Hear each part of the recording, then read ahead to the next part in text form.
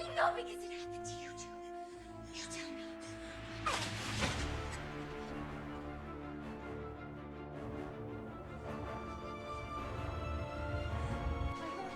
He wants to kill me. He wants someone knows he killed me. Sam,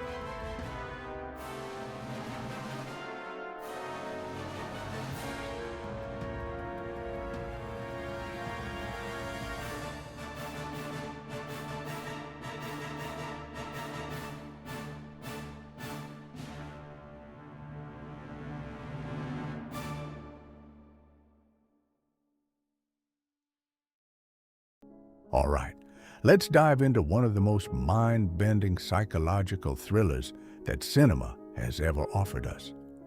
When you first think about The Others, your brain immediately goes to this atmospheric, creepy film that absolutely changes the way you perceive reality by the time those end credits roll. But here's the thing. There's so much more going on beneath the surface of this 2001 gem that deserves a thorough exploration. So, what's the basic premise that drew audiences into this cinematic experience? The film presents itself as a classic ghost story, set on an isolated English estate during the post-World War II era. We're introduced to this woman named Grace Stewart, played brilliantly by Nicole Kidman, who lives in this massive Victorian mansion with her two children who have an unusual condition. They suffer from a rare photosensitivity that makes them extremely sensitive to light exposure. Essentially, direct sunlight causes them severe pain and potential harm. So they're forced to exist in this perpetually darkened world within their home. The premise immediately creates this suffocating atmosphere that just drips with tension and unease from the very first frame. Now, the creepy element gets turned up when Grace begins to experience strange occurrences around the house. She starts hearing unexplained noises, finding doors that she knows she locked suddenly open, discovering objects that have been moved, and sensing presences that shouldn't be there. Initially, she suspects that perhaps there are intruders in the mansion, people who might be taking advantage of the household's isolation and vulnerability. This paranoia builds and builds, and Grace becomes increasingly desperate to protect her children from whatever threat she believes is lurking in the shadows of their home. The arrival of a group of workers, including a gardener, a housekeeper, and a nanny, seems like it might bring some relief to Grace's anxieties. These individuals claim to be servants coming to work at the estate, which was a common practice during that era. But as the story progresses and these mysterious occurrences continue to escalate, Grace's desperation transforms into something darker. She becomes convinced that these new arrivals are somehow responsible for the supernatural phenomena, and her grip on reality starts to become increasingly questionable. The question that haunts the viewer is whether Grace is actually protecting her children from real intruders, or whether something far more sinister is happening within her own mind. What makes this setup so brilliantly effective is how director Alejandro Amenabar masterfully manipulates the audience's perceptions. We're invited into Grace's paranoid worldview, experiencing the mansion through her eyes, and we're just as confused and frightened as she is by the strange events unfolding around them. The film plays with our expectations, feeding us red herrings and false explanations, while slowly building toward a revelation that completely recontextualizes everything we've witnessed. The children in this film, Anne and Nicholas, are portrayed with remarkable sophistication by Alakina Mann and James Bentley. They're not typical child actors who simply react to scary situations.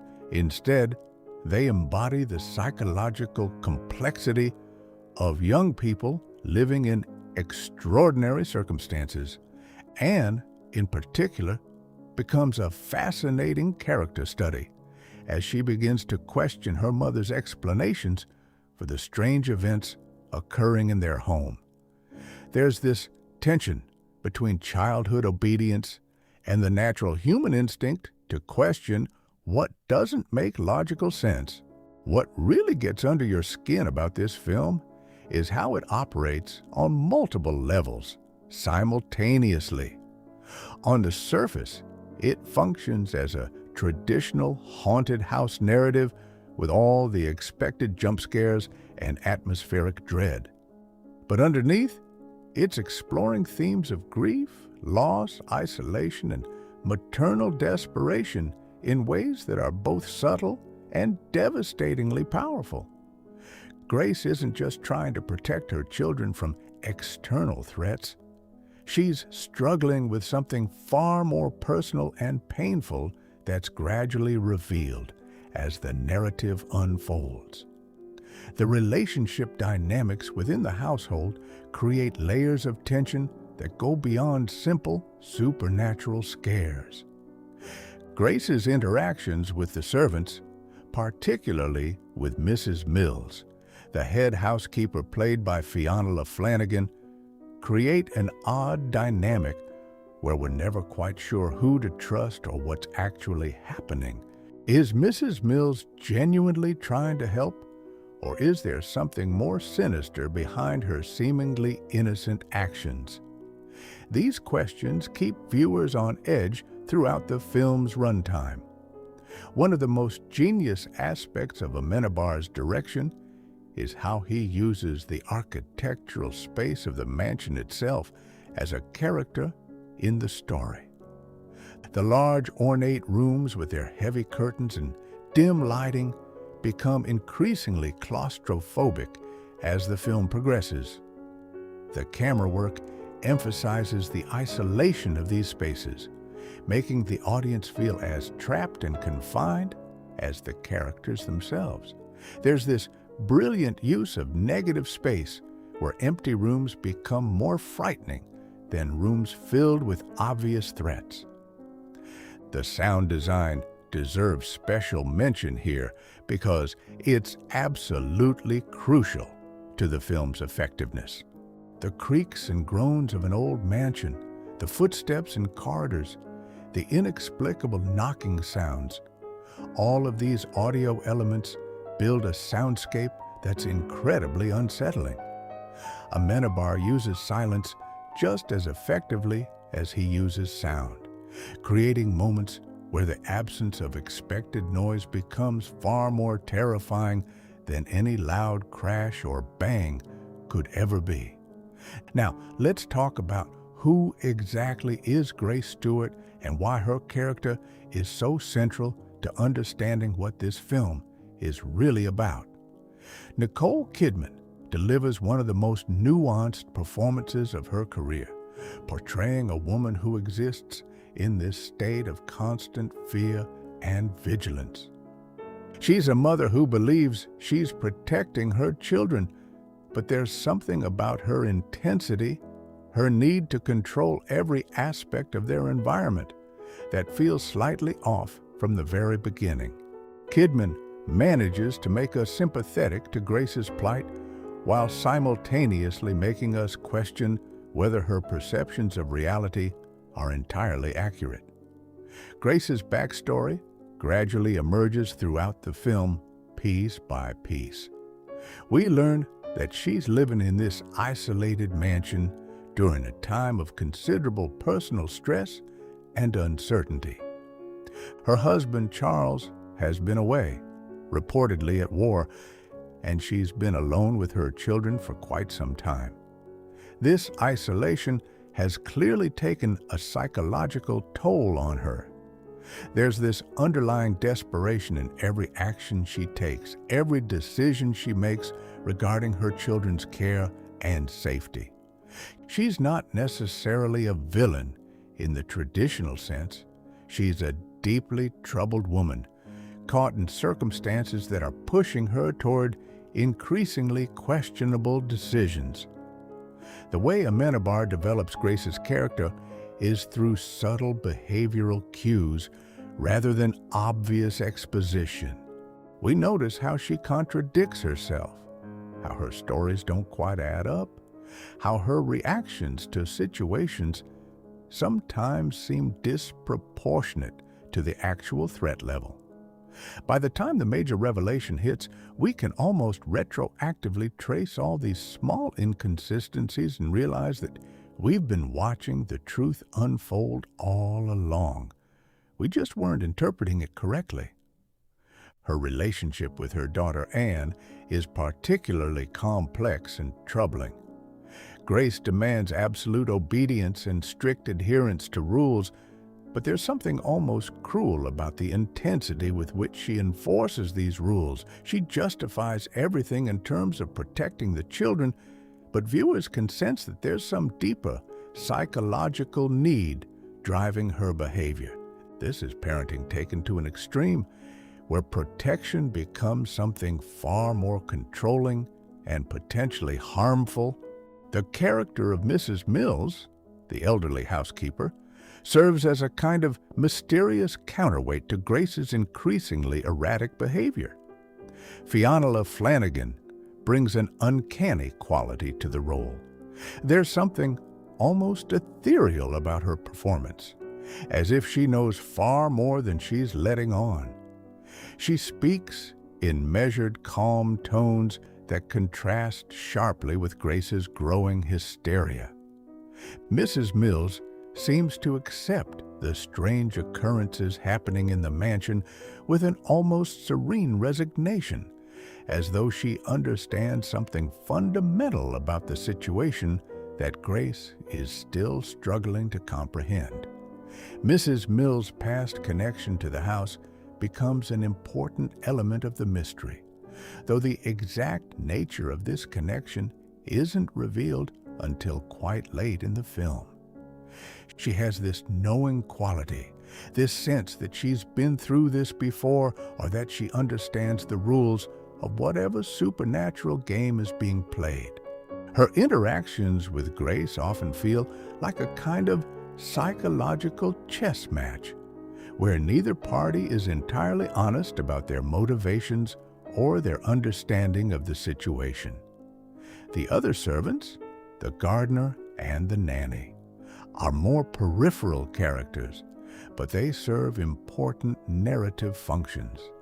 They exist in this strange liminal space between being genuinely helpful and potentially threatening.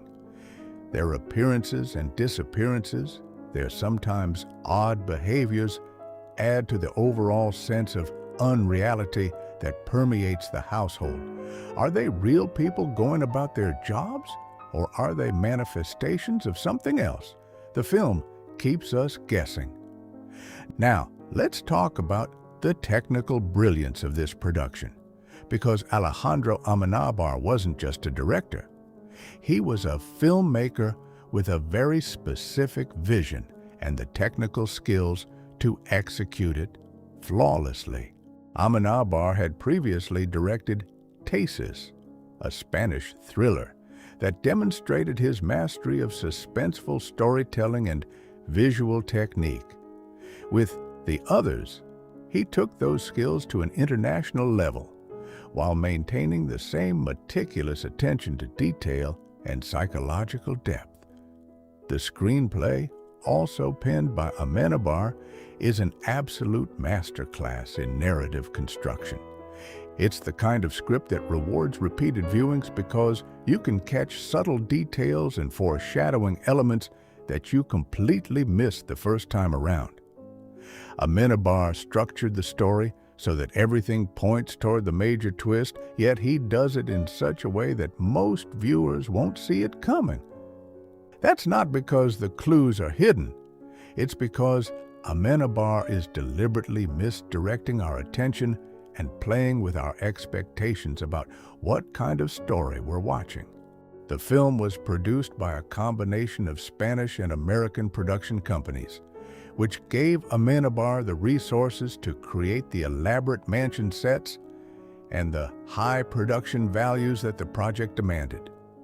The budget was relatively modest for what's essentially a big-budget Hollywood production, but Amenabar used that budget with remarkable efficiency.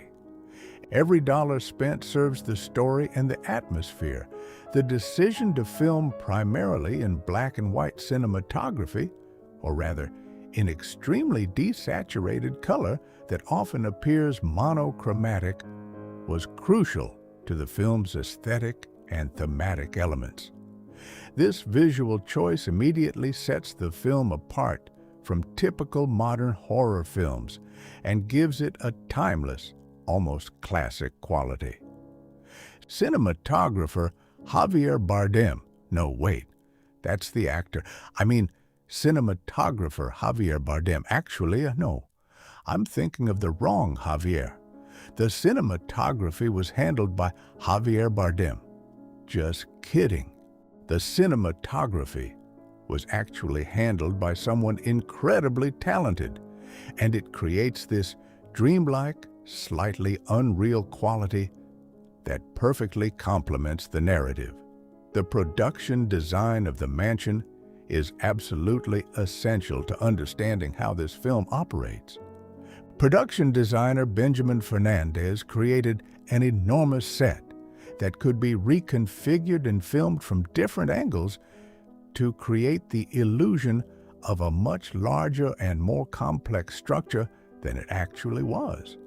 The rooms feel expansive, yet suffocating, beautiful, yet oppressive.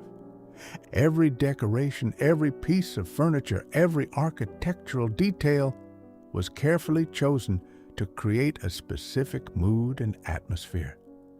The wardrobe design choices are similarly meticulous. Grace's clothing is formal, somewhat restrictive, and distinctly period appropriate. The children are dressed in what initially appears to be the typical clothing of the era for their social class. But the details of their wardrobes become more significant as the story progresses. The servants' clothing marks them as working-class individuals, yet there's something subtly off about their presentation that we can't quite put our finger on.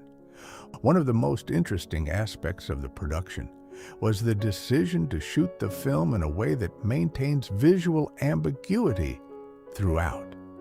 Amenabar deliberately avoided using overt visual effects or anything that would immediately signal this is supernatural to the audience. The strange events occur in ways that could theoretically have rational explanations, at least initially. This restraint in the visual presentation is actually far more effective than a film packed with obvious supernatural imagery would have been. The editing of The Others deserves considerable praise as well. The pacing is deliberately slow, building tension through accumulation rather than through quick cuts and rapid action sequences. Editor Nacho Ruiz Capillas took Amenabar's direction and crafted something that feels both deliberately paced and increasingly urgent as the narrative progresses. There are moments where the editing calls attention to itself through its precision and timing, and moments where it becomes almost invisible in its seamlessness. Now, the music and sound design. These are absolutely critical elements that many people overlook when discussing this film. The score by Amenabar himself, yes, he's also a composer, is minimalist but enormously effective. Rather than relying on dramatic orchestral swells or traditional horror movie cues, the score uses simple melodic elements and unsettling tonal qualities that burrow into your psyche. The theme that repeats throughout the film becomes increasingly ominous as your understanding of the story evolves. The sound design creates an acoustic environment that feels lived in and real, yet with an underlying strangeness that we can't quite identify. The way footsteps echo through the mansion, the particular quality of doors creaking open, the rustling of fabric and movement of people through space. All of this is meticulously crafted to create a specific emotional atmosphere. When strange sounds occur, the knocking, the footsteps in empty corridors, they're designed to feel genuinely unsettling because they break the established acoustic patterns we've become accustomed to. Let's now explore the actual plot developments and the major events that drive the narrative forward, because understanding the sequence of events is crucial to appreciating how the film's big twist actually works. The film opens with Grace discovering that her children's condition, photosensitivity, requires that the mansion remain shrouded in darkness almost constantly. This immediately establishes the physical and psychological constraints that govern life within the household. Every window must be covered, every curtain must be drawn, every light source carefully controlled and managed. When the three servants arrive, Mrs. Mills, the gardener, and the nanny, they claim to be coming to replace previous staff members who have inexplicably abandoned their positions. Grace seems skeptical of their arrival at first, but she's desperate enough for household help that she accepts their presence. However, very quickly, strange things begin to happen. Objects are moved. Doors that Grace specifically remembers locking are found open. Unexplained noises occur throughout the house. Most disturbingly, both Grace and her children report seeing shadowy figures or sensing presences that shouldn't be there. Grace's response to these events escalates dramatically. She becomes convinced that the three servants must somehow be responsible for the strange occurrences. Perhaps they're burglars who broke in and are using the house while pretending to be servants. Perhaps they're orchestrating some kind of elaborate scheme to drive Grace insane or to gain control of the estate. Whatever the explanation, Grace's paranoia grows exponentially with each incident. She begins to implement increasingly strict rules and restrictions, attempting to control every aspect of the household's functioning. One particularly significant incident occurs when a mysterious woman appears in the chapel within the mansion.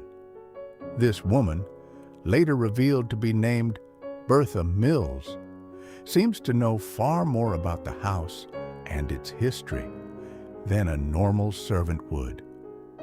Her appearance and her cryptic statements about the house's past add another layer of mystery to the narrative. Who is she? Why is she here? What does she know about what's happening within these walls? The tension between Grace and the servants becomes increasingly palpable.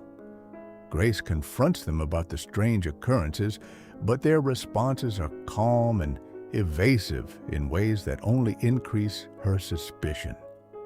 Mrs. Mills, in particular, seems to exist in a space of knowing detachment, as though she's observing Grace's deteriorating mental state with a kind of clinical interest. The question of who is gaslighting whom becomes central to the viewer's experience of the film.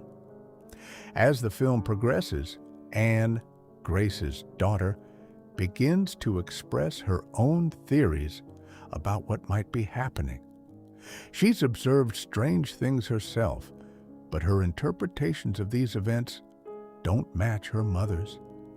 Anne is more open to alternative explanations, more willing to consider possibilities that don't involve the servants being malevolent intruders. This creates a fascinating dynamic where the daughter is beginning to question the narrative her mother has constructed, and Grace is becoming increasingly desperate to maintain her authority over the interpretation of events.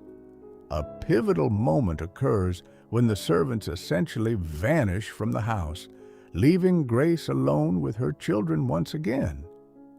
At this point, Grace seems almost vindicated in her suspicions. She drove away the malevolent intruders through her vigilance and determination. However, her relief is short-lived, because the strange occurrences continue and perhaps even intensify. If the servants were responsible, then who or what is causing these events now? The atmosphere within the mansion becomes increasingly oppressive as the film enters its final act. Grace's mental and emotional state deteriorates visibly. She's become unmoored from her previous sense of control and certainty. The distinction between what is real and what is imagined begins to blur, not just for Grace, but for the viewer as well.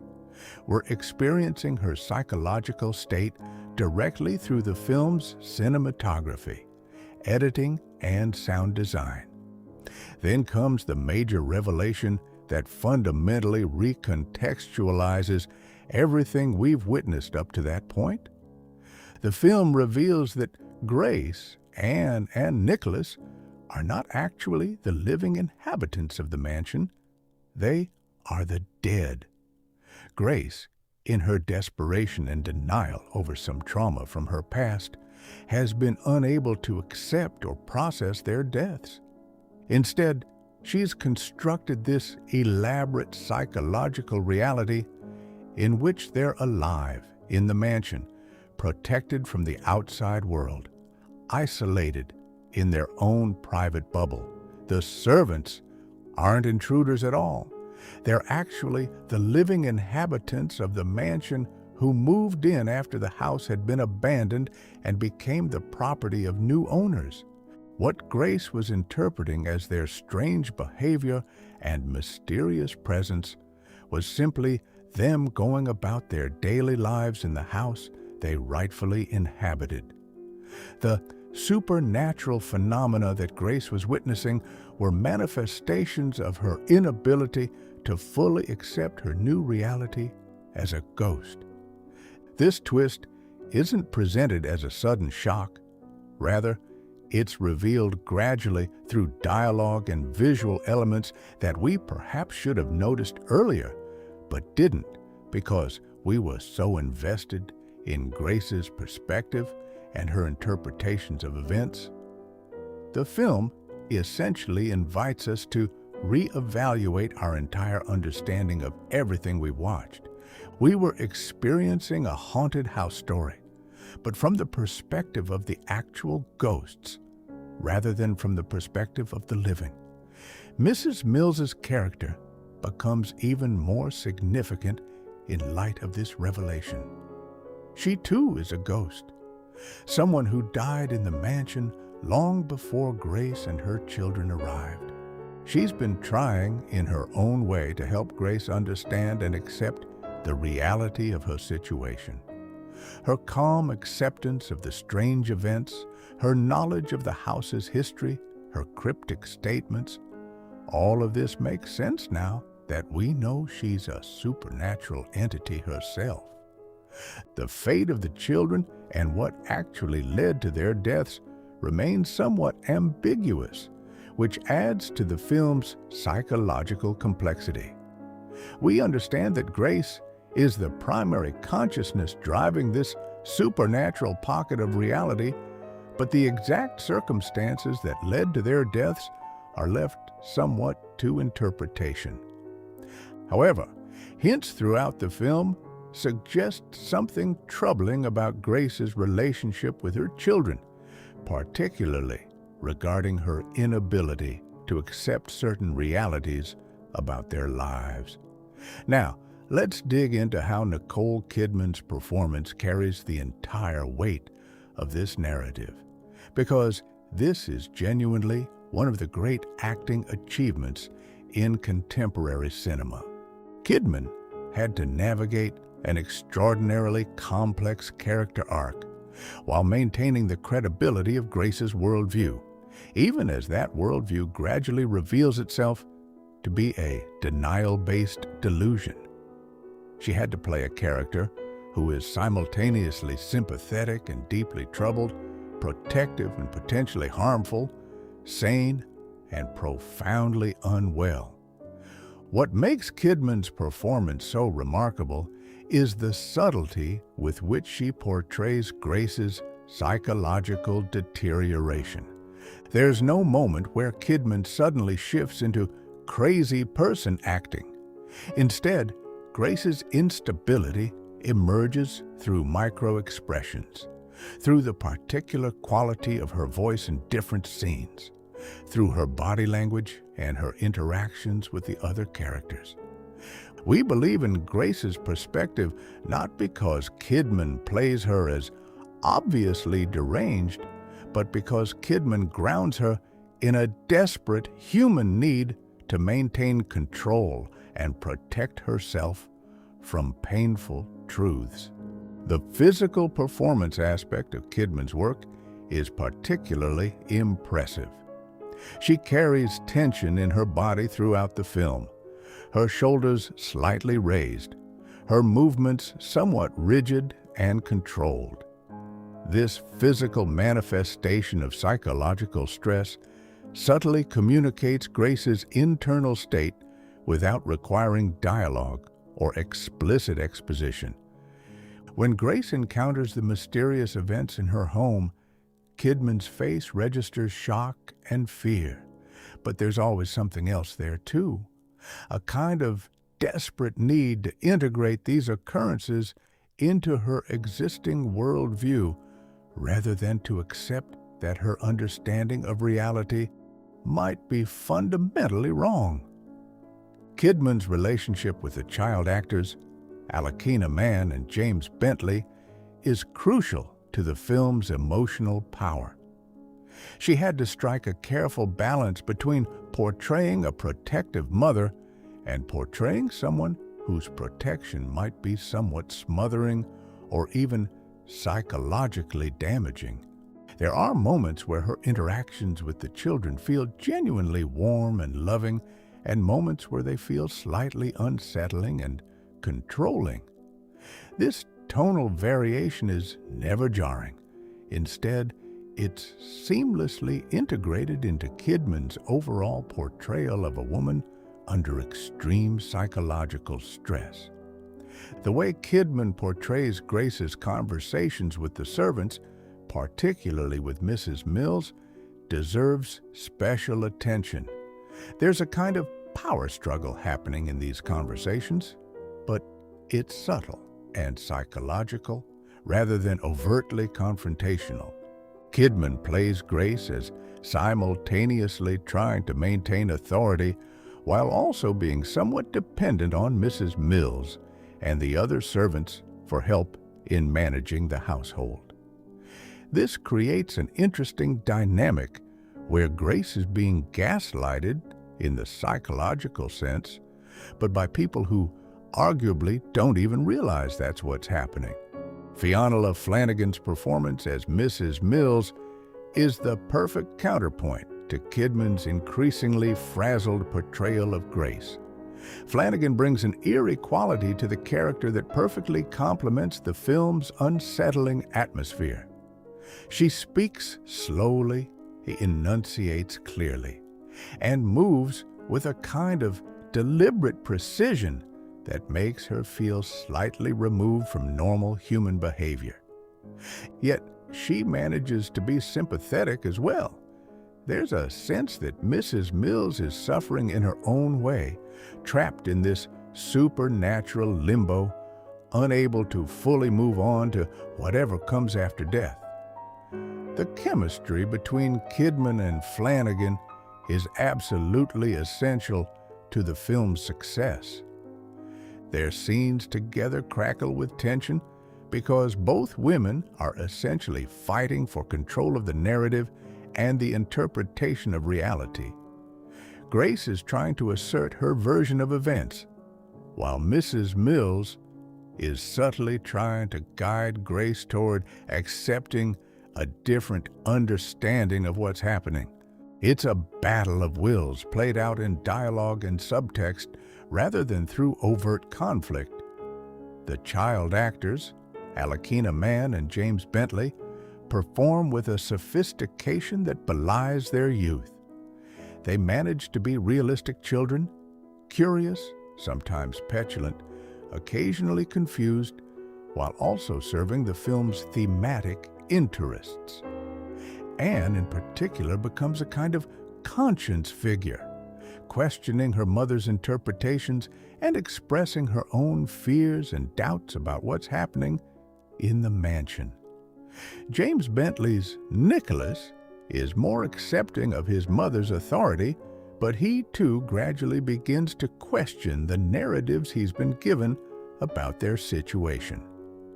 The supporting actors, including the gardener and the nanny characters, are less developed as full characters, but they serve important functions within the narrative structure.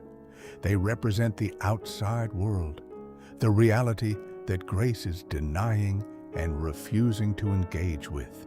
Their physical presence in the mansion, going about their daily lives, making noise, disrupting the carefully controlled environment, represents the intrusion of the real world into Grace's carefully constructed fantasy.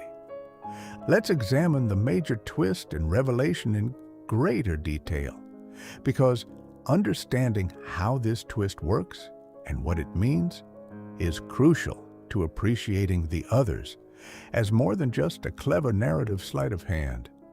The film invites us to believe we're watching one story, a story about a vulnerable woman and her children being haunted by sinister entities, But what we're actually watching is a story about denial, trauma, and the human psyche's capacity for self-deception in the face of unbearable reality. The genius of the twist isn't just that it's unexpected. Many films have unexpected twists, but rather that it reframes everything we've experienced in a way that makes psychological sense. When we learn that Grace and her children are dead, we can suddenly understand her behavior in a completely different light. Her obsessive need to keep the curtains closed isn't irrational. It's an attempt to deny the outside world and the reality of her death. Her suspicion of the servants isn't paranoia. It's a manifestation of her refusal to acknowledge that other people have legitimate claims to exist in the same space that she's claiming as her own. The film suggests that Grace is a ghost who hasn't actually died. She's alive in some sense, conscious, aware, capable of thought and action. But she's unable to accept or process the trauma that led to her and her children's deaths. So instead, she's created this elaborate psychological reality in which she's still alive, still in control, still able to protect her children from harm. It's a defense mechanism of extraordinary sophistication, a kind of psychological fortress that she's constructed to protect herself from facing unbearable truth. The photosensitivity that the children supposedly suffer from takes on a whole new meaning when viewed through this lens. It's not a medical condition at all.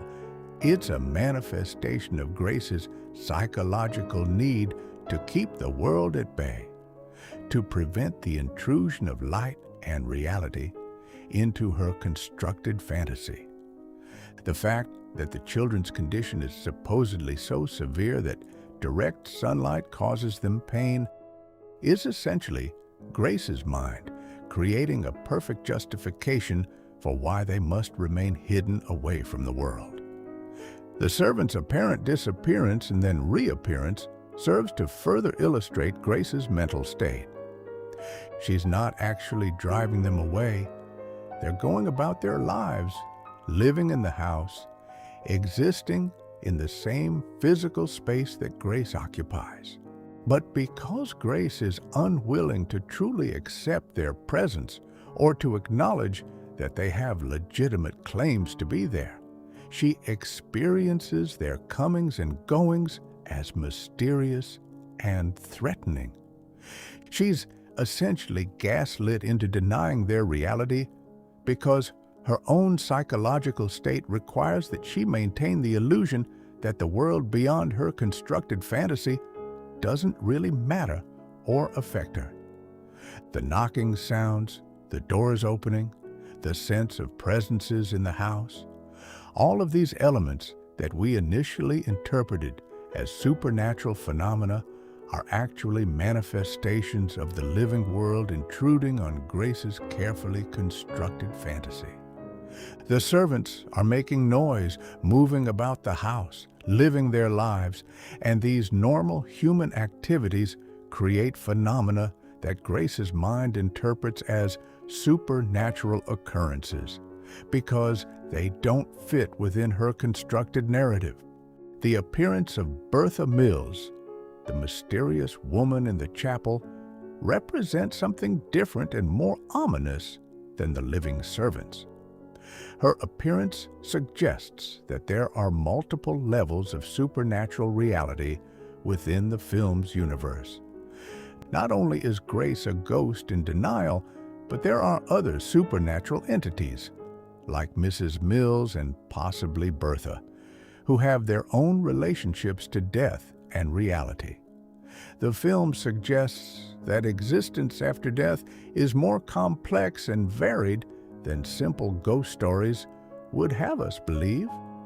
What makes the twist particularly effective is that it doesn't feel like a cheat or a betrayal of the narrative contract between filmmaker and audience. The clues are there, scattered throughout the film if you know where to look. The way the children never interact with the outside world, the way no one ever questions why these children can never go outside, the way the servants seem strangely unaffected by Grace's obvious emotional instability, the way certain scenes feel dreamlike and slightly unreal, all of these elements, which might initially seem like mere atmospheric choices, actually serve the narrative's larger truth. The film also plays with the conventions of the supernatural thriller genre in sophisticated ways. We come to the film expecting certain tropes: haunted houses, malevolent spirits, a protagonist who must survive supernatural threats. The film delivers on many of these expectations, but it does so in a way that subverts the genre's typical messaging and thematic concerns. Rather than being a story about the supernatural invading the real world, it becomes a story about psychological reality, invading the supernatural, about the dead refusing to accept their own death.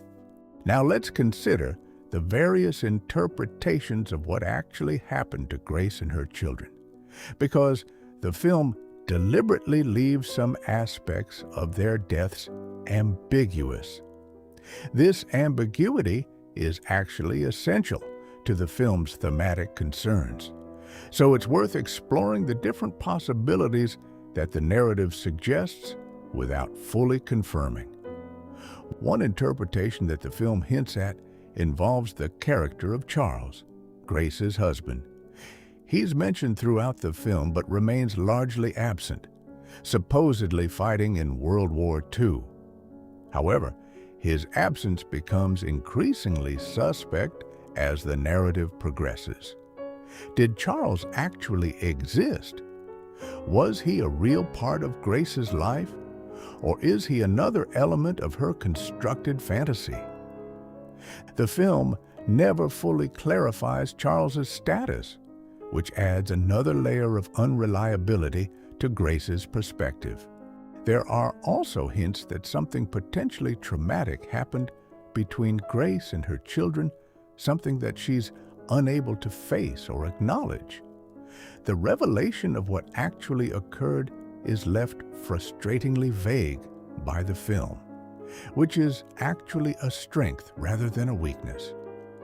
By refusing to explicitly state what led to the children's deaths, the film maintains the psychological focus on Grace's denial and her refusal to acknowledge unbearable truth.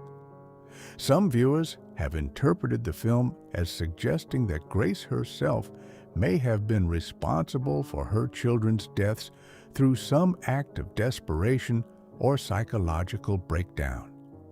Others interpret it as suggesting that Grace and her children died together in some kind of accident or catastrophe.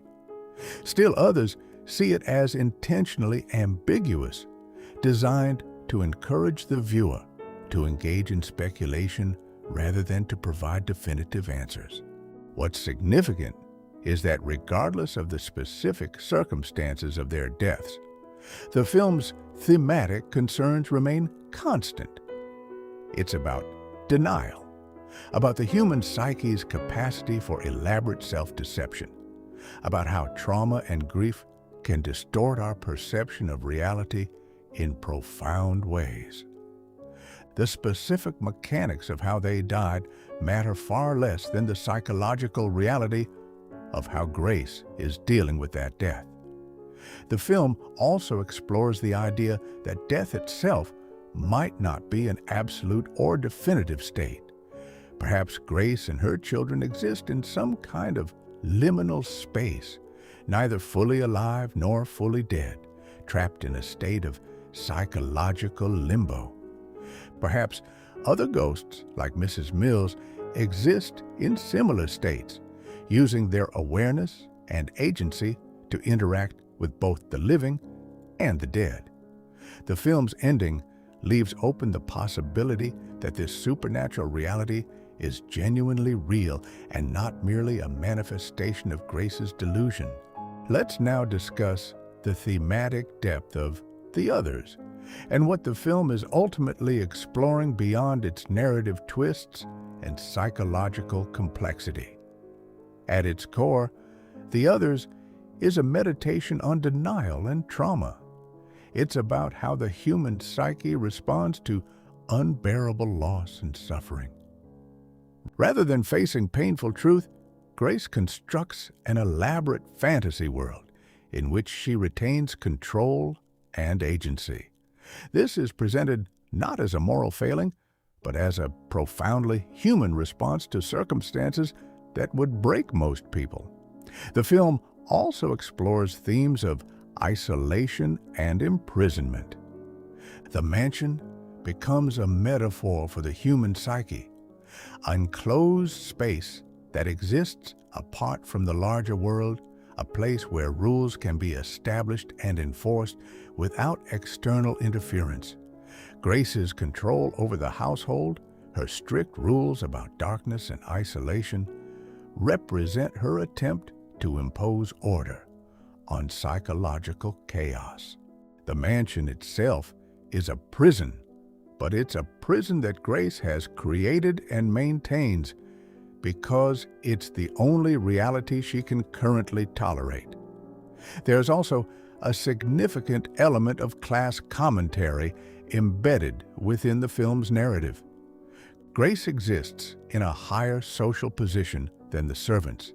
Yet as the film progresses, we realize that the servants, the supposedly subordinate characters, actually possess far more understanding of and agency within the actual reality of the situation than Grace does. The servants aren't slaves to Grace's fantasy. They're living in the real world, which happens to include Grace's phantom presence. This inversion of social hierarchy reflects how trauma and psychological illness can undermine our assumed positions of power and control. The film also deals with motherhood and the protective instinct taken to extremes. Grace's intense focus on protecting her children from the outside world, from light, from strangers, from the unpredictable elements of reality, can be read as an exploration of how maternal love, when combined with psychological disturbance, can become something potentially harmful. She's not evil, but her methods of protection are misguided and ultimately rooted in her inability to face reality, rather than in any genuine threat posed by the outside world. Gender and vulnerability are also central themes. Grace is a woman alone in a large house during wartime, supposedly abandoned by her husband, responsible for the care of 2 children. The film emphasizes her vulnerability and her dependence on the servants for help managing household duties. Yet she responds to this vulnerability not by seeking help or accepting assistance, but by asserting control through increasingly authoritarian methods. This creates a complex portrait of a woman trying to maintain dignity and agency in circumstances that have effectively stripped both from her. The concept of reality itself is interrogated by the film in fascinating ways. What is real? Is Grace's subjective experience of the world real, or is reality only what exists in the objective, measurable world outside her consciousness? The film suggests that perhaps both can be true simultaneously. Grace's psychological reality is genuinely real to her, creating genuine effects on her behavior and her interactions with others, even though it's fundamentally at odds with objective reality. This philosophical complexity elevates the film beyond simple narrative trickery. There's also a meditation on faith and spirituality woven throughout the film. The chapel scenes, the presence of religious iconography, the way Mrs. Mills speaks about the nature of existence, all of these elements suggest that the film is engaging with questions about the afterlife and the spiritual dimensions of human existence. The film doesn't provide definitive answers to these spiritual questions, but it creates space for them to be contemplated and considered. The recurring motif of doors and thresholds is particularly significant thematically. Doors represent boundaries between different states of reality, between the known and the unknown, between the living and the dead. Grace's obsessive locking of doors represents her attempt to maintain boundaries between her constructed reality and the intrusion of objective reality. The fact that doors keep being found open represents the impossibility of maintaining absolute separation between different states of being. Light and darkness are employed as metaphors throughout the film. The darkness that fills the mansion is associated with Grace's denial and her refusal to see the truth. The light from the outside world represents reality, harsh, inevitable, and impossible to deny. Once it's allowed to penetrate the darkness, the photosensitivity of the children becomes a perfect metaphor for Grace's psychological inability to tolerate the light of truth. The pain that supposedly results from exposure to sunlight represents the psychological pain that would result from facing unbearable reality. Now let's examine the production design and cinematography in detail, because these elements are absolutely crucial to how the film communicates its themes and creates its distinctive atmosphere. Cinematographer Javier Bardem, I keep getting that wrong. The cinematographer was actually someone else entirely. But the point is that the cinematography is absolutely stunning in its execution and its thematic resonance. The decision to shoot in such desaturated, near monochromatic tones creates a dreamlike quality that makes it difficult for the viewer to fully orient themselves in the space. Colors are muted, details are subdued. The world feels slightly unreal even before we know that we're experiencing it from the perspective of a ghost. This visual strategy prevents the film from feeling like a grounded, realistic drama. Even when the dialogue and performances are naturalistic, the visuals maintain a sense of psychological disorientation. The use of color, or rather the lack thereof, also creates a temporal dislocation. The visual language of the film feels somewhat timeless, not quite of any specific era. While the film is explicitly set in the post-World War II period, the cinematography prevents it from feeling anchored to that specific historical moment. This temporal vagueness contributes to the film's atmosphere of unreality and psychological displacement. The lighting design is extraordinarily careful and deliberate throughout the film. Deep shadows fill most of the frame, with light sources carefully positioned to create specific visual effects and to guide the viewer's attention. The absence of light becomes as important as the presence of it. Entire portions of the image are allowed to fall into complete darkness, creating uncertainty about what might be lurking in those unlit spaces. This creates visual tension and psychological unease without resorting to obvious horror movie imagery. The production design of the mansion itself deserves extensive praise. The rooms are large, ornate, and filled with period-appropriate furnishings and decorations. The architecture is complex, with multiple rooms, corridors, and thresholds, creating a labyrinthine space that feels both grand and claustrophobic. The size of the space creates a sense that there might be unknown areas, places where things could be hiding or where unexpected events could occur. The production design literally creates architectural space that mirrors the psychological complexity of Grace's mental state. The use of specific architectural elements becomes symbolically significant.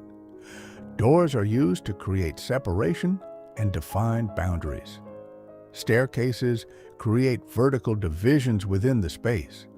Corridors create linear paths that the characters must follow, and the camera often follows characters down these corridors, emphasizing the sense that movement through the space is constrained and directed.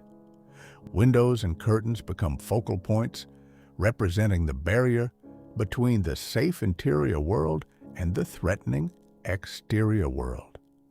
Costume and production design work together to create the film's sense of time period authenticity while also contributing to the overall atmosphere. Fabrics are heavy, colors are dark. The overall aesthetic is one of restraint and formality. Clothing is tailored and structured, reflecting the social norms and class distinctions of the period. Yet within this historically accurate framework, details accumulate that contribute to the film's unsettling quality. The particular way fabrics move, the precise fit of garments, the deliberate choices about what each character is wearing at specific moments in the narrative. The sound design, as discussed earlier, is equally meticulous. The film uses natural sound sources, footsteps, creaking floorboards, the movement of fabric, the settling of old architecture, to create an acoustic environment that feels both realistic and subtly wrong. These sounds create expectation and tension because they're consistent enough to feel naturalistic, but occasionally break the patterns we've become accustomed to. The score by director Alejandro Amenábar, who is not only a director but also an accomplished composer, uses minimal musical material to maximum effect. Rather than employing sweeping orchestral scores, Amenábar uses simple melodic fragments, often played on piano or strings, that repeat and develop throughout the film. These fragments become increasingly ominous as the film progresses and as our understanding of the narrative changes. A melody that initially seemed innocuous or even beautiful becomes disturbing once we understand what it's signifying. The use of silence is equally important.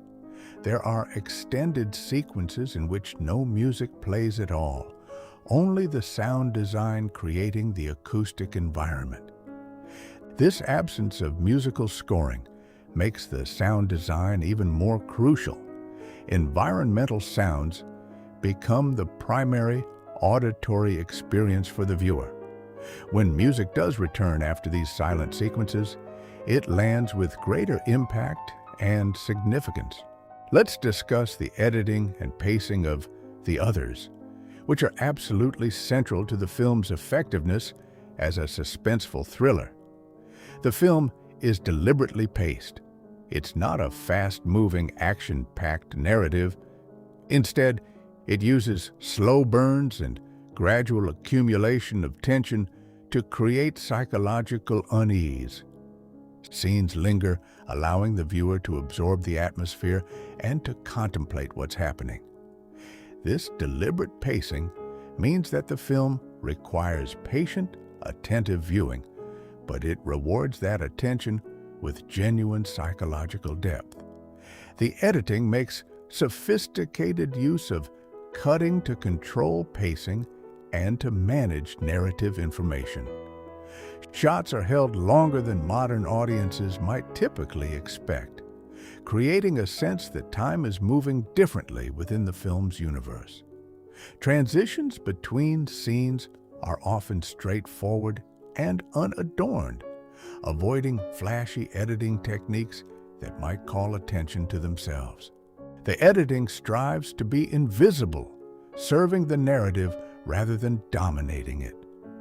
There are moments, however, where the editing becomes more stylized and noticeable. These moments often correspond to the strange occurrences that Grace experiences. The sound of knocking, the discovery of open doors, unexplained phenomena. The editing slightly accelerates, building tension and communicating that something unsettling has occurred. This variation in editing style creates a subtle, subliminal communication with the viewer about the emotional state of the narrative.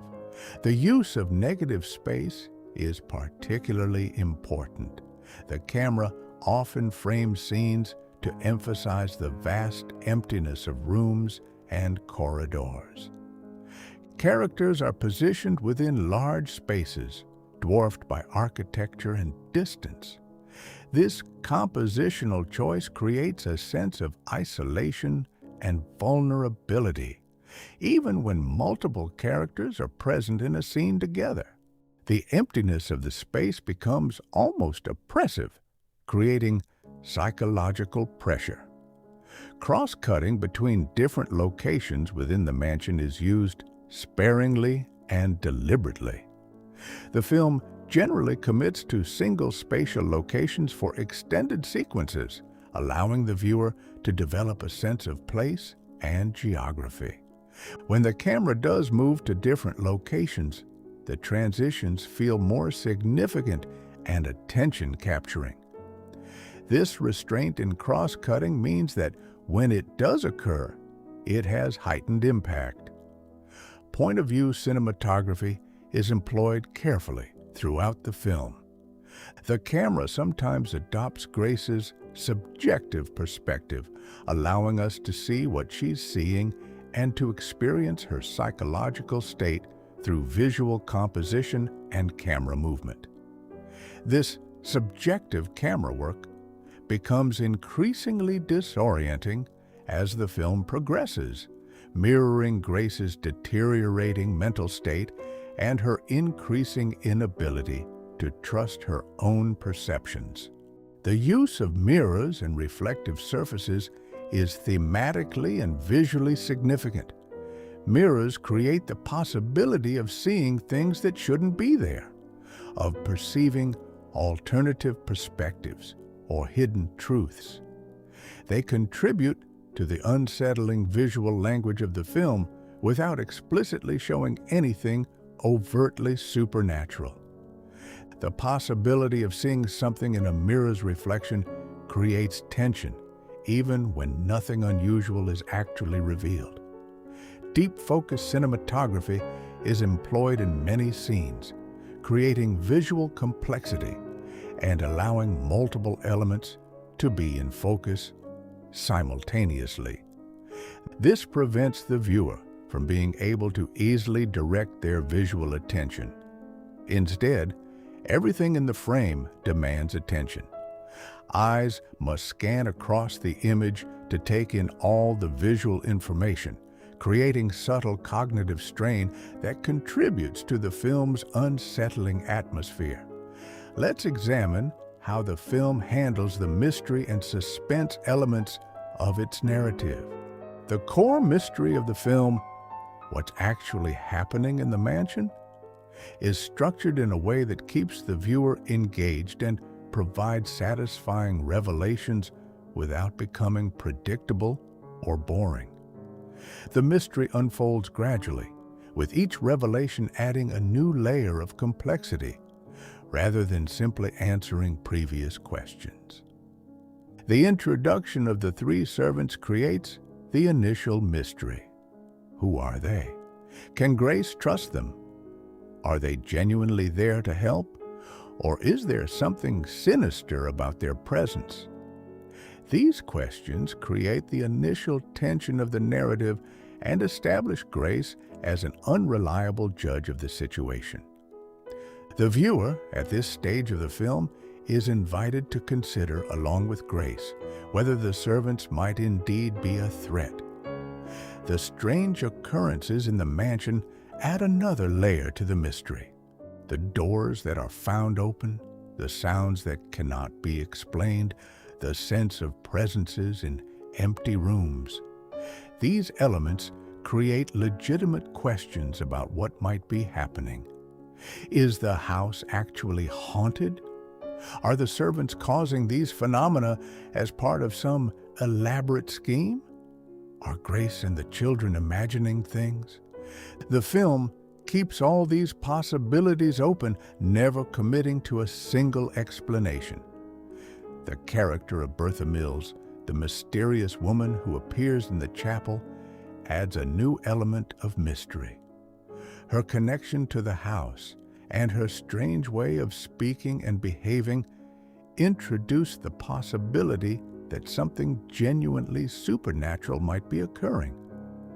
She doesn't fit neatly into the category of living servant, and her presence suggests that the mystery might be deeper and stranger than simple criminal conspiracy or psychological delusion. The film manages the revelation of information very carefully. Details about Grace's past are revealed in fragments and glimpses rather than through clear exposition.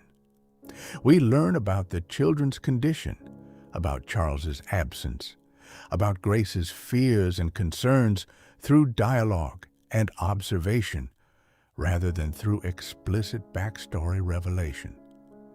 This technique of revealing information gradually keeps the viewer engaged in the mystery and rewards careful attention to details.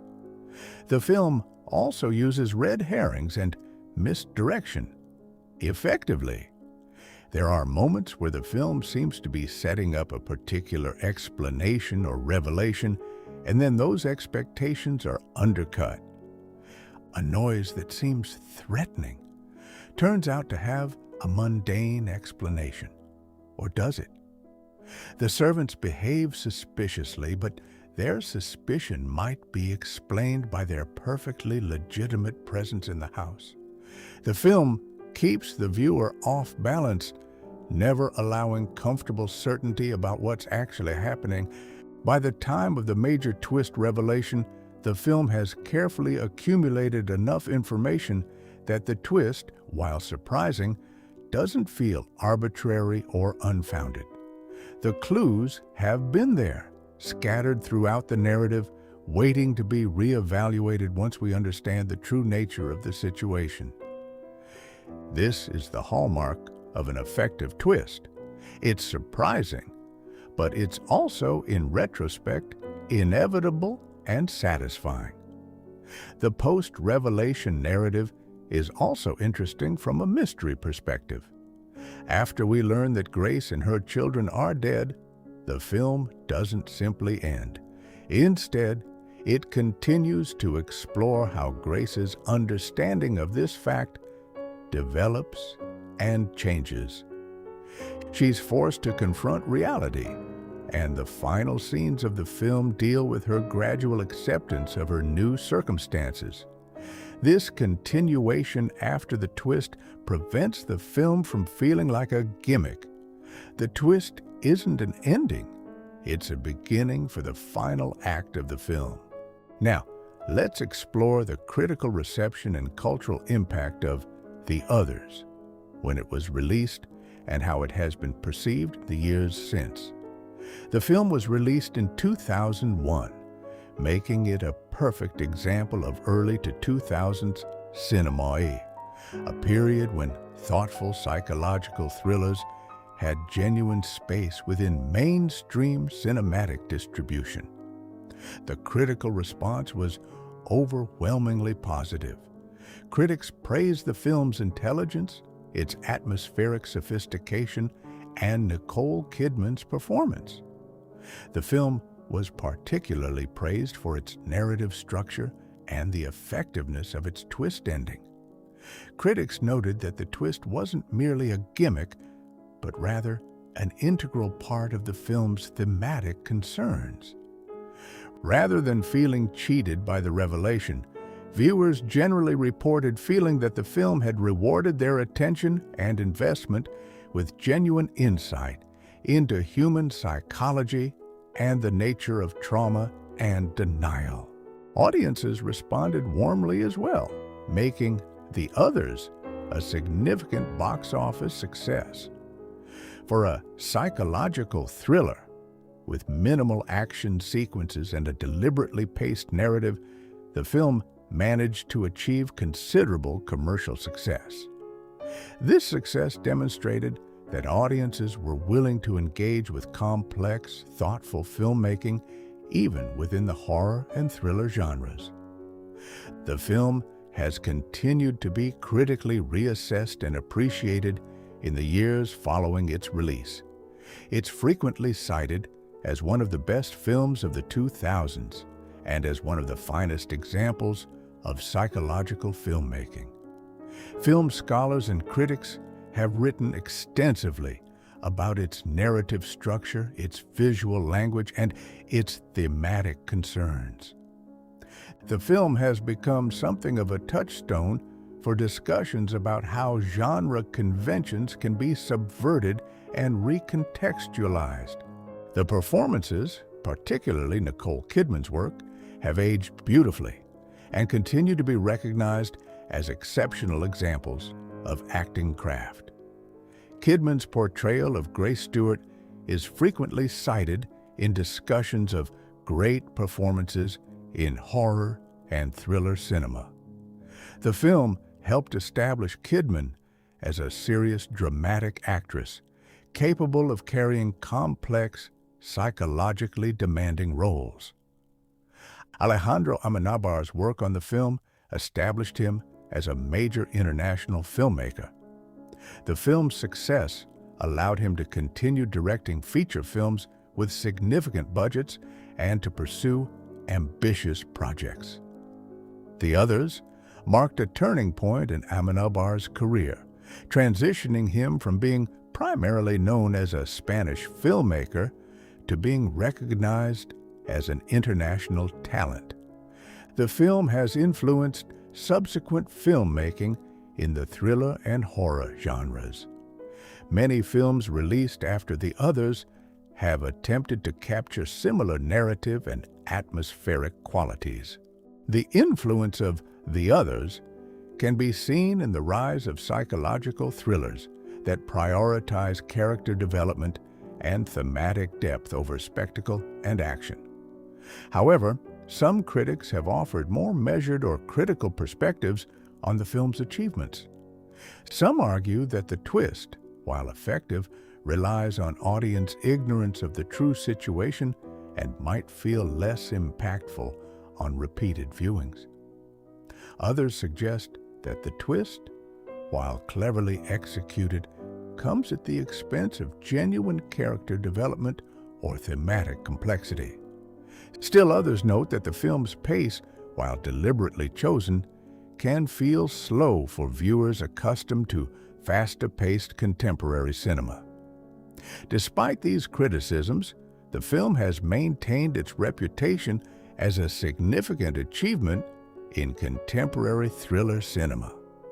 It continues to be screened at film festivals, studied in film schools, and discussed by critics and audiences decades after its release. The film's influence on cinema extends beyond direct imitation to affect how filmmakers think about genre conventions and narrative structure. Let's talk about the rewatchability factor of The Others and how the film's experience changes upon subsequent viewings. One of the remarkable qualities of The Others is that it's a film that genuinely rewards multiple viewings. The first viewing is an experience of gradually accumulating tension and mystery, culminating in a surprising revelation. But subsequent viewings offer an entirely different experience because the viewer now has full knowledge of the truth and can reinterpret everything that happens through that lens. On a second viewing, details that seemed minor or insignificant during the first viewing suddenly take on greater significance. The way Grace speaks about her situation, the defensive quality of her responses when questioned, the particular expressions on her face, all of these elements that we might have overlooked while being engaged in the mystery of the story suddenly become visible and meaningful. We can see the denial and self-deception operating at every moment. The servant's behavior also takes on a completely different quality when viewed with the knowledge that they're actually living people going about their ordinary lives. What seemed like threatening, mysterious behavior now seems simply like normal human activity being filtered through Grace's paranoid defensive interpretation. The tragedy of Grace's situation becomes more apparent. These people are simply trying to live their lives and work in their house, but Grace's psychological state prevents her from engaging with them as actual people. The scenes between Grace and her children also offer different meanings on subsequent viewings. There's an underlying sadness to these interactions once we understand that the children are dead and that Grace is clinging to the fiction that they're still alive. Moments of tenderness between mother and children take on a tragic quality, highlighting the depth of Grace's denial and her desperate need to maintain a fiction that allows her to continue existing in relationship with her children. The cinematography and sound design continue to work effectively on repeated viewings. While the mystery element might be diminished, the atmospheric qualities of the film remain powerful. The careful use of negative space, the deliberate pacing, the specific sound design, these elements continue to create psychological unease and emotional depth even when the narrative surprise is no longer functional as a surprise. First-time viewers often report finding the film's pacing slow and the narrative progression somewhat ponderous. However, viewers who know about the twist find that they're able to appreciate the pacing more fully on second viewings. They can see how Amenabar is deliberately building atmosphere and carefully feeding information to the audience at a measured pace. The slowness that might seem tedious to a first-time viewer becomes aesthetically satisfying to a viewer who understands the narrative's intentions. The dialogue also offers new meanings on repeated viewings. Exchanges between characters that seem to be about one thing, about the practical management of the household, about the strange occurrences, can be reinterpreted as conversations about acceptance, acknowledgement of reality, and the tension between truth and denial. The script's sophistication becomes more apparent when viewed with knowledge of what's actually being discussed beneath the surface. Different viewers report having different experiences on second viewings. Some report finding the film even more satisfying the second time, as they're able to appreciate how carefully Amenabar constructed the narrative to support the twist. Others report finding the film less effective once the mystery has been removed, preferring the experience of first-time viewing when they're fully engaged in the puzzle-solving aspect of watching the film. This variation in response to repeated viewings is actually a mark of a sophisticated film. It's complex enough to offer different experiences to different viewers and on different occasions. A film that only works as a mystery can be somewhat disappointing once the mystery is solved. The Others manages to offer continued satisfaction even after the central mystery has been revealed, which speaks to the depth of its construction and the strength of its performances. Let's examine the film's place within the broader context of supernatural thriller cinema and how it relates to films that came before it and those that came after. The Others stands in a tradition of supernatural films that use ghost stories as metaphors for psychological conditions and emotional trauma. There are echoes in The Others of earlier supernatural classics like The Haunting, 1963, which similarly used haunted house narratives to explore psychological and emotional states. However, The Others distinguishes itself from earlier haunted house films by making the psychological condition of the protagonist not merely the context for the supernatural events, but rather the entire explanation for them. The Others is less interested in the question of whether ghosts actually exist. It's interested in exploring how the human psyche creates elaborate fictions to cope with trauma and loss. The film also belongs to a tradition of narrative twists in cinema, but it uses the twist in service of thematic concerns rather than merely as a plot surprise. Films like The Sixth Sense, 1999, which was released just 2 years before The Others, use narrative twists in somewhat different ways. Both films involve supernatural scenarios that are revealed to be connected to death and the inability to accept death, but they explore these themes from different angles and with different emotional resonances. The Others influenced a wave of psychological thrillers released in the 2000s and beyond.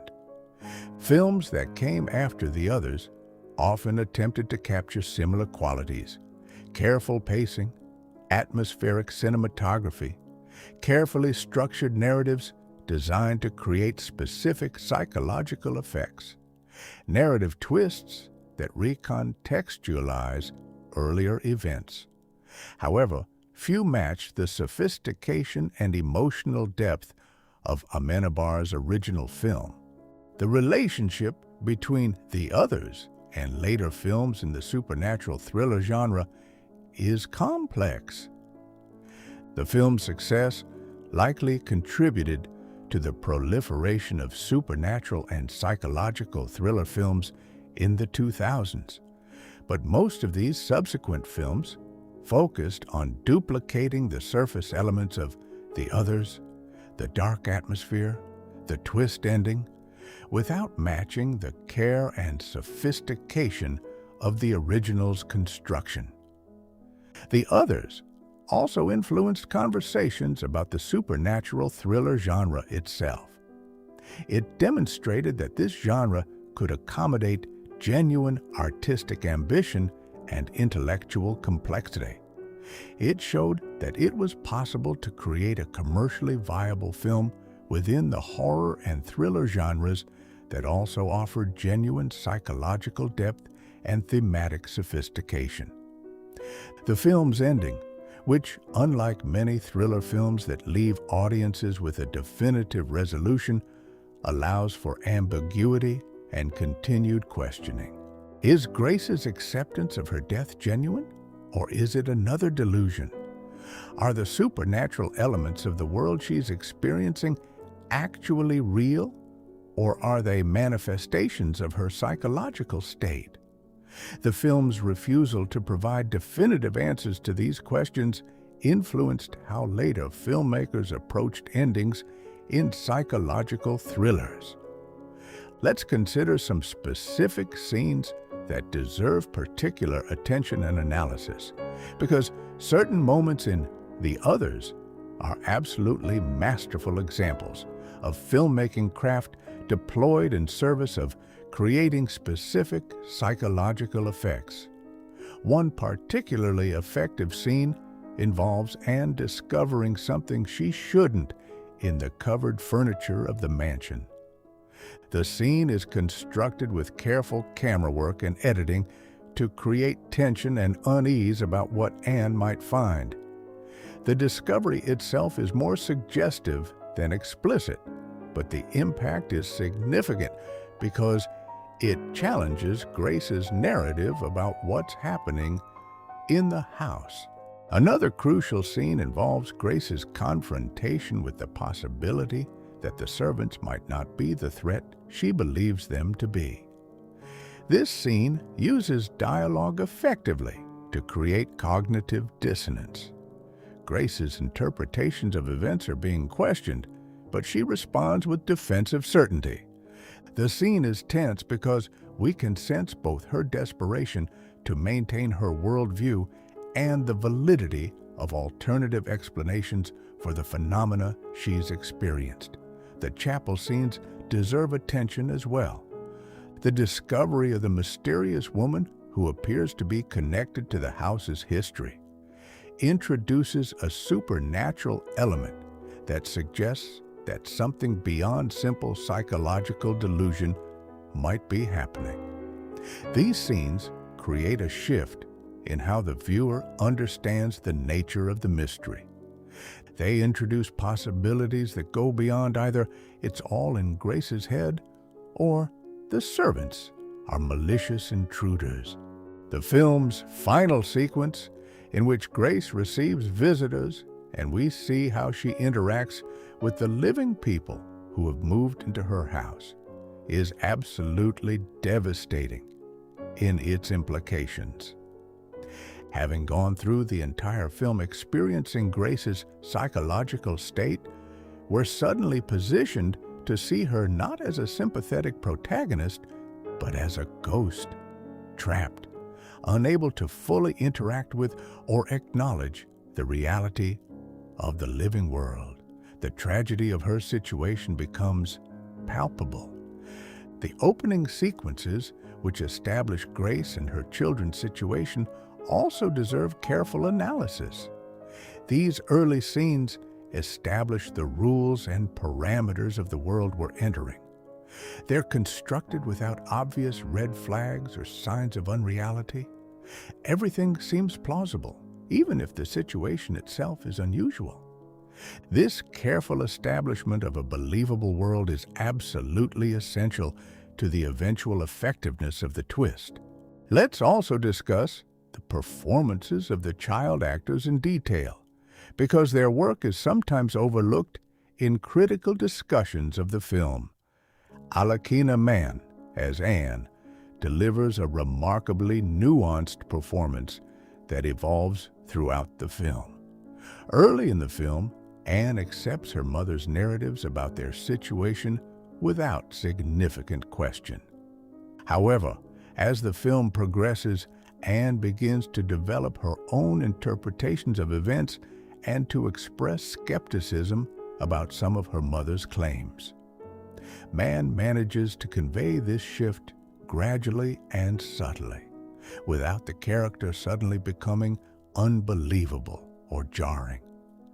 Anne's relationship with her mother becomes increasingly complex as the film progresses. She loves her mother, but also fears her, respects her authority, but increasingly questions her judgment. Mann manages to convey all of these competing emotional states simultaneously. She portrays Anne as a young person caught between childhood obedience and growing awareness that something might be wrong with the narrative framework she's been given. The performance is never overwrought or obviously acting. Instead, it feels like a genuine portrayal of a child's inner life. James Bentley, as Nicholas, is more accepting of his mother's authority throughout the film. His character is younger and perhaps less intellectually equipped to question the narratives he's been given. Bentley plays Nicholas with a kind of anxious dependence on his mother's explanations. He's frightened by the strange occurrences, but looks to his mother for reassurance and interpretation. Bentley manages to convey Nicholas's fear and his fundamental need for his mother's approval and guidance without making the character seem pathetic or overly vulnerable. The physical performances of the children are also important. The way they move through the darkened mansion, the particular ways they respond to fear or uncertainty, the quality of their voices when they speak, all of these elements contribute to the film's atmosphere. The children are portrayed as products of their unusual upbringing, accustomed to darkness and isolation in ways that have affected their physical and psychological development. The scenes between Grace and Anne, where Anne is beginning to articulate skepticism about her mother's interpretations, are particularly effective. The tension in these scenes derives not from anything overtly dramatic, but from the psychological conflict between a mother who needs her children to accept her reality and a daughter who is beginning to develop her own understanding of events. These scenes are played almost entirely through subtext and subtle performance choices rather than explicit dialogue. Now let's consider the historical and cultural context in which the film was made and released. The Others was released in 2001, a year that was culturally and historically significant for reasons extending far beyond cinema. The film's exploration of trauma, loss, and denial took on particular resonance in the context of events that would occur later that same year. However, the film was released earlier in 2001, before these events occurred. So the film's engagement with themes of loss and trauma were driven by Amenabar's artistic concerns rather than by response to contemporary events. The post-World War II setting of the film connects it to a historical period of rebuilding and reconstruction following trauma on a massive scale. The character of Charles, presumably fighting in the war, represents the historical reality of how war separated families and displaced people. The isolation and disconnection that Grace and her children experience can be read as metaphorically connected to the wider social and psychological dislocations caused by the historical period in which the film is set. The film's production involved an international collaboration between Spanish and British production companies, which is significant to understanding how European cinema was operating in the early 2000s. European filmmakers were increasingly able to access resources and distribution channels that allowed them to make sophisticated, artistic films that could achieve international success. The Others is an example of this trend, a Spanish director working with international resources to create a film that could succeed both artistically and commercially. The film's release in 2001 also positioned it within the context of early 2000s cinema more broadly. The early 2000s were a period when theatrical cinema was beginning to shift. Multiplex cinemas were becoming more dominant, which affected the types of films that received theatrical distribution. The fact that The Others, a sophisticated, slowly paced psychological thriller with minimal action sequences, was able to achieve significant theatrical distribution and commercial success in this environment speaks to its quality and appeal. The timing of the film's release also meant that it was distributed in a landscape that included other significant releases. The early 2000s saw significant competition in the thriller and horror genres, but The Others managed to distinguish itself through its quality and its carefully crafted sophistication. Let's explore the philosophical and existential dimensions of the film because The Others engages with some genuinely profound philosophical questions about the nature of reality, consciousness, and existence. The film raises questions about what constitutes real existence. Are Grace and her children real? They possess consciousness, self-awareness, the ability to think and feel and act. Yet they're dead. Does death negate the reality of their existence? The film seems to suggest that consciousness itself might be more real than the physical embodiment that consciousness typically requires. The film also engages with questions about free will and agency. Grace has made choices to remain in the mansion, to enforce particular rules and restrictions, to interpret events in specific ways. But to what degree is she actually free to choose, given the constraints of her psychological state and the reality of her death? She believes she's making free choices, but external observers might see her as trapped in patterns determined by trauma and denial. The film explores this tension without providing a definitive answer. There are also epistemological questions embedded within the film, questions about the nature of knowledge and how we know what we know. Grace knows that certain things are true about her situation and her world, but this knowledge is fundamentally incorrect. She has constructed a coherent worldview based on her particular interpretation of events, but that worldview doesn't align with objective reality. The film raises questions about how we can ever be certain that our knowledge of the world is accurate. The film also engages with questions about identity and selfhood. Grace's sense of self is built around her role as a mother protecting her children. When this identity is undermined by the revelation that she and her children are dead, her entire sense of who she is becomes destabilized. The film explores what remains of identity when the roles and relationships that define us become problematic or impossible. There's an interesting theological dimension to the film as well, though it's not explicitly emphasized. The film engages with questions about what comes after death, about whether consciousness persists, about whether there might be multiple states or levels of existence beyond simple binary living/dead distinctions.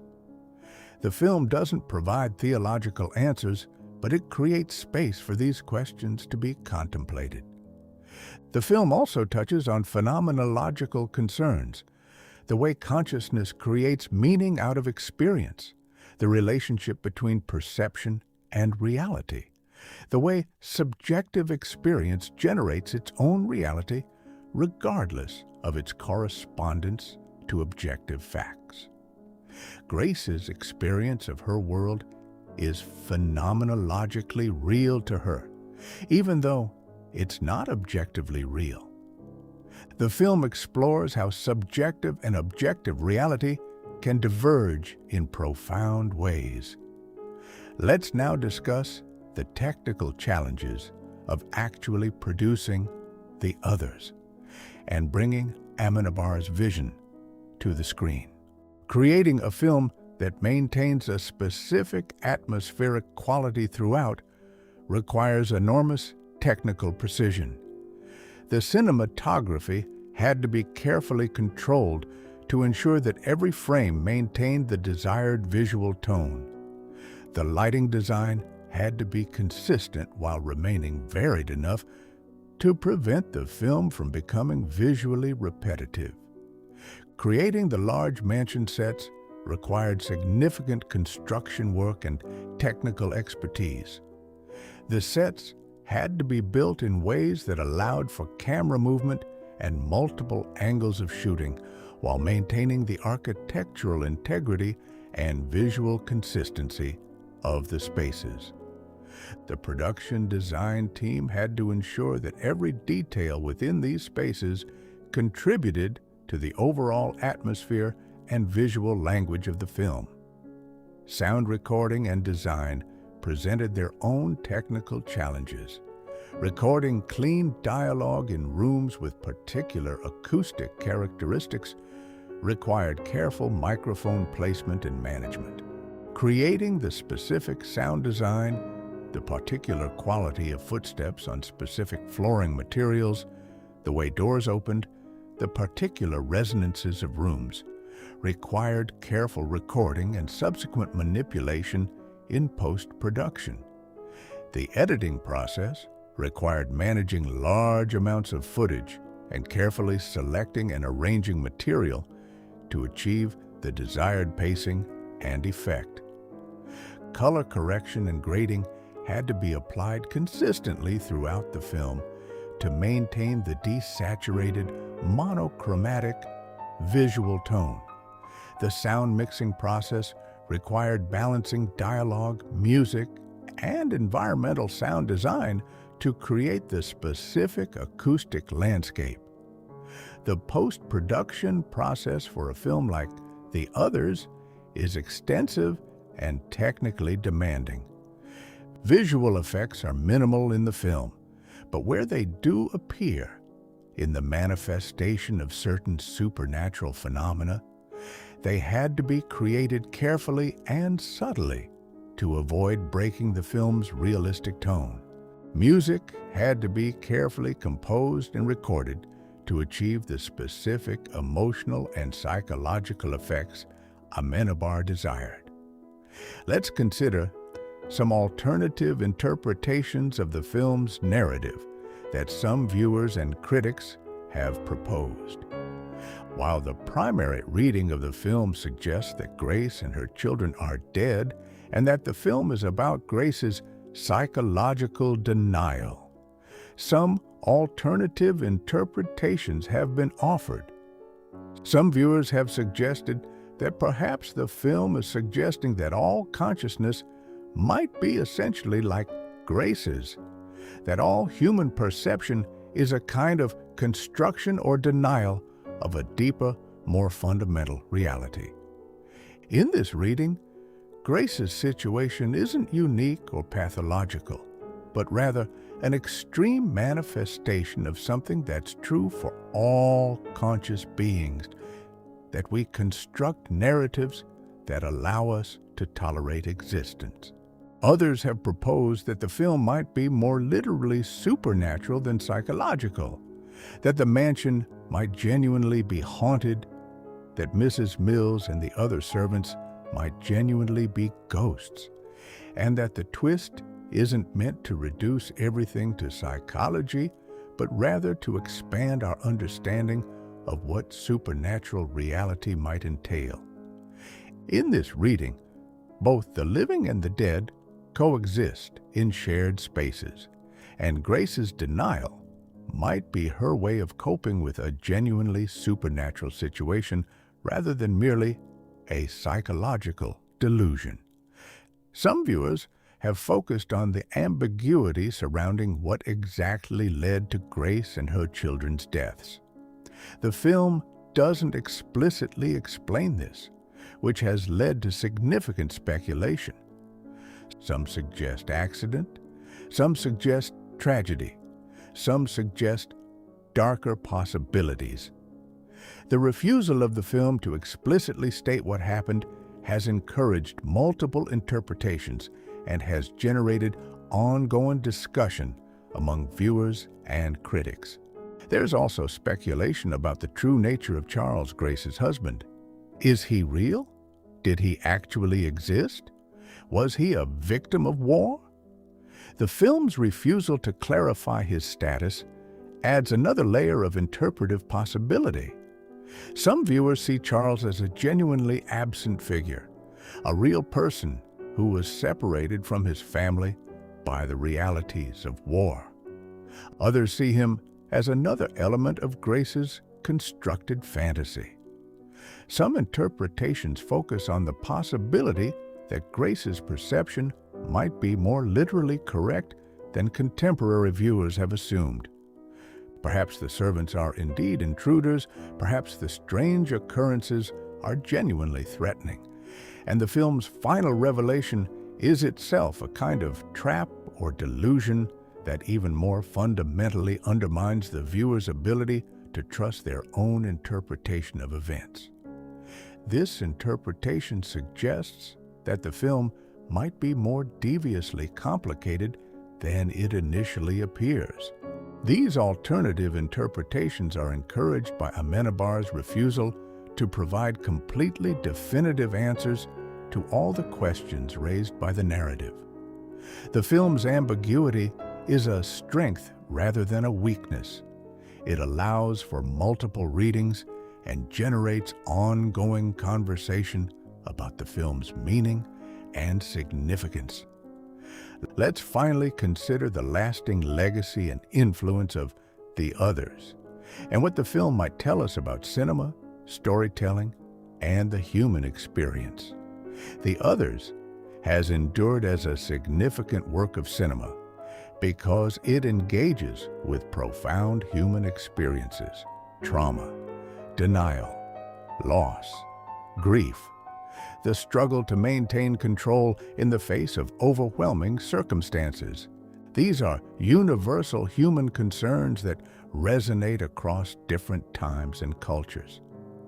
The film's technical sophistication and artistic ambition demonstrated that horror and thriller films could achieve genuine artistic merit and could explore complex psychological and philosophical territory. This has influenced how subsequent filmmakers approach these genres and has elevated the overall prestige of these genres within critical and academic discourse. The film also stands as a monument to careful, deliberate filmmaking. In an era increasingly dominated by quick cuts, rapid pacing, and spectacular visual effects, The Others offered an alternative approach, one that valued atmosphere, psychological depth, and carefully controlled technique. The film's success demonstrated that audiences were willing to engage with this approach and that this method of filmmaking could achieve both artistic and commercial success.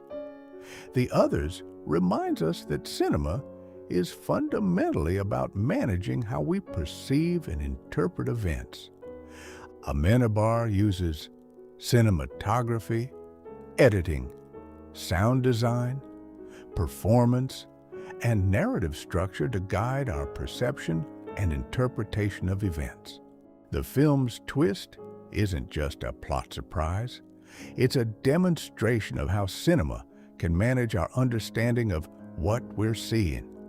In this way, The Others is as much about cinema itself as it is about the psychological experiences of its characters.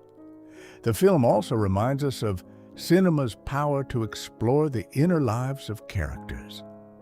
The entire architecture of the film, the visuals, the sound, the pacing, all serve to communicate Grace's psychological state. We don't need dialogue explicitly telling us how she feels. The film shows us through its formal choices.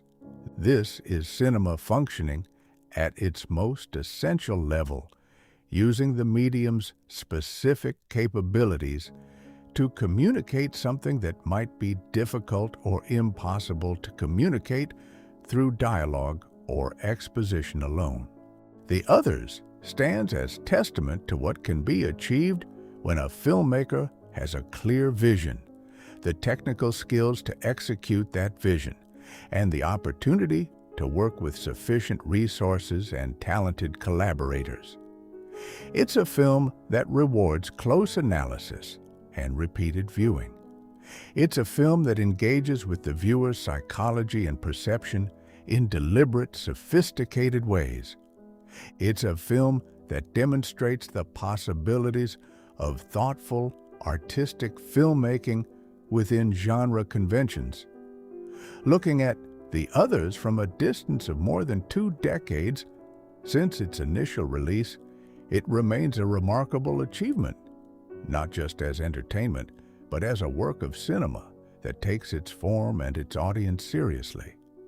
It's a film that suggests that mainstream cinema can accommodate genuine artistic ambition and intellectual complexity. It's a film that has influenced countless filmmakers and that continues to captivate new audiences discovering it for the first time. The film's ultimate message about the human capacity for denial, about the ways trauma shapes perception, about the possibility of growth and acceptance, even in the face of unbearable circumstances, remains profoundly relevant. The Others is ultimately a humanistic film, interested in exploring what makes us human and how we respond to circumstances that challenge our fundamental sense of self and reality. This journey through The Others, examining its narrative structure, its performances, its technical achievements, its thematic concerns, and its lasting legacy, demonstrates why this film has endured and why it continues to matter. It's a film that works on multiple levels simultaneously, as a suspenseful thriller, as a sophisticated exploration of psychology and trauma, as a technically impressive achievement in filmmaking, and as a work of genuine artistic ambition.